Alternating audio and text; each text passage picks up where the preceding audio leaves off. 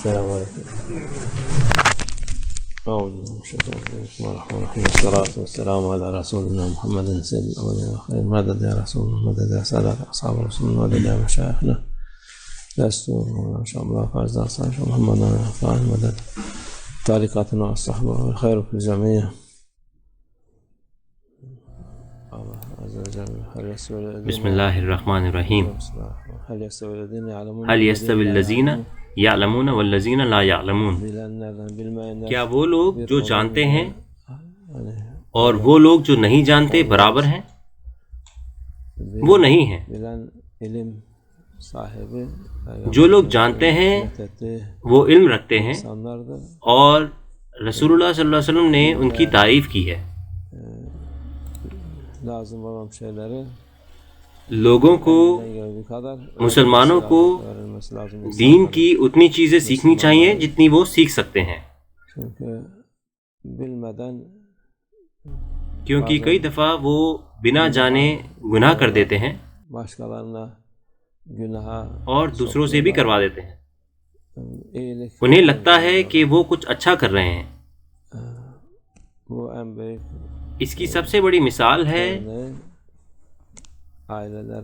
والدین اور ان کے بچے.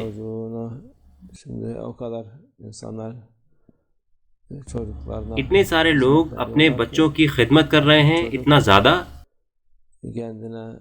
کہ بچے سوچتے ہیں کہ ان کا وظیفہ ہے کہ دوسری ان کی خدمت کریں،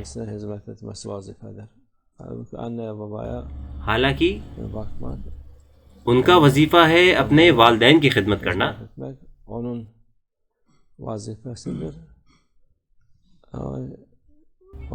چلے ہم اس کو چھوڑ دیتے ہیں، یہ ٹھیک ہے. آپ اپنے بچوں کی اس دنیا کے لیے خدمت کر سکتے ہیں، یہ ٹھیک ہے،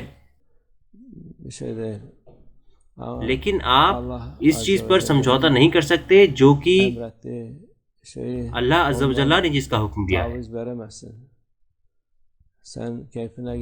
دین ایسا نہیں ہے جیسا آپ چاہتے ہیں.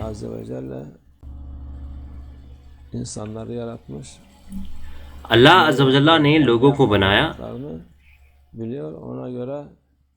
اسے معلوم ہے کہ وہ کیا اور کیا نہیں کر سکتے، تو وہ اسی حساب سے حکم دیتا ہے.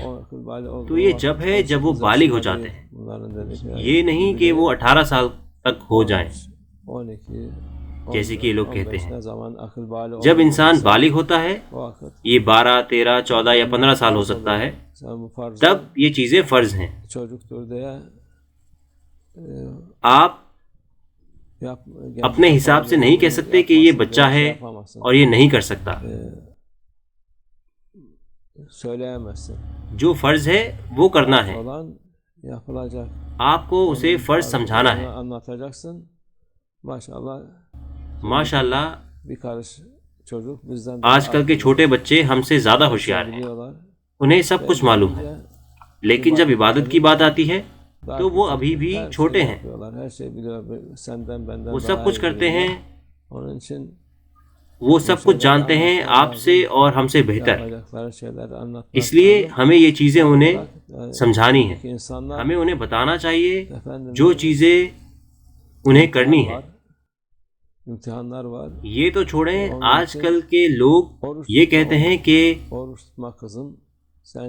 ابھی امتحان ہے تو ابھی روزہ نہ رکھیں میرے بیٹے، روزہ نہ رکھے میری بیٹی. آپ کی یہ بیکار کی تعلیم ناکام ہو جائے اور آپ ان سے فرض بھی چھڑوا رہے ہیں. یہ اس ثواب کو اپنی زندگی میں دوبارہ نہیں پا سکتے. جب آپ رمضان کا ایک بھی روزہ چھوڑتے ہیں تو چاہے آپ پوری زندگی ہی روزہ کیوں نہ رکھ لیں، آپ اس ایک دن کی فضیلت تک نہیں پہنچ سکتے. ان کو یہ بھی معلوم نہیں ہے. اس لیے ہمارے رسول اللہ صلی اللہ علیہ وسلم فرماتے ہیں کہ دین کا علم، یہ جاننا کہ دین کیا ہے، یہ بہتر ہے 1000 سال عبادت کرنے سے. اگر آپ جان بوجھ کر یہ کرتے ہیں تو یہ ٹھیک ہے، لیکن جیسے ہم نے کہا کہ آج کل کے لوگ اپنے عقل کے حساب سے چلتے ہیں، یہ غلط ہے. آپ دنیاوی چیزوں میں بالکل بھی سمجھوتا نہیں کرتے. آپ ہر چیز قربان کر دیتے ہیں ان کے لیے جب تعلیم کی بات آتی ہے. اور جو چیزیں وہ پڑھتے ہیں وہ بیکار کی چیزیں ہیں، آپ اس پر سمجھوتا نہیں کرتے، لیکن ان چیزوں پر کرتے ہیں جو اللہ عز و جل نے جن کا حکم دیا ہے. اور پھر آپ شکایت کرتے ہیں کہ میرا بچہ ایسا بن گیا، وہ میرا دھیان نہیں رکھتا. اس کی سب سے بڑی مثال ہے کہ ہمارے ایک بھائی جن کا انتقال ہو گیا پچھلے سال، وہ اپنے بیٹے سے روزہ نہیں رکھواتے تھے جب اس کے امتحان ہوتے تھے. اب اس انسان نے 3 سال اسپتال میں گزارے اور ان کا بیٹا ان سے ایک بھی دفعہ ملنے نہیں آیا. ان کا بیٹا جب بھی نہیں آیا جب وہ گزر گئے.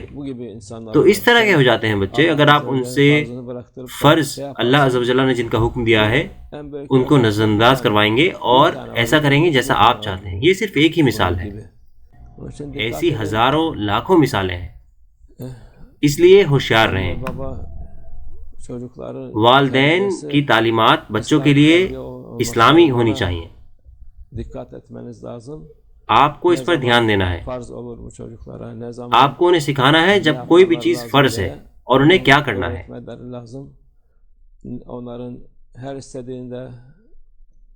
یہ اچھا نہیں ہے کہ آپ ان کو سب کچھ دے دیں جو وہ مانگتے ہیں. ان کو بھی تھوڑا بہت مشکل وقت دکھائیں، کیونکہ زندگی صرف ماں باپ سے گلے لگ کر نہیں جی جاتی، اس میں مشکلات ہیں. اور جب وہ ہمیشہ آرام سے رہتے ہیں تو پھر اگر انہیں مشکل آتی ہے تو وہ پریشان ہو جاتے ہیں. اللہ ہماری حفاظت فرمائے. اللہ مسلمانوں کو عقل اور فکر عطا فرمائے جس سے کہ وہ اپنے بچوں کو صحیح طریقے سے ان کی پرورش کریں اور صحیح تعلیمات ان کو دیں انشاءاللہ.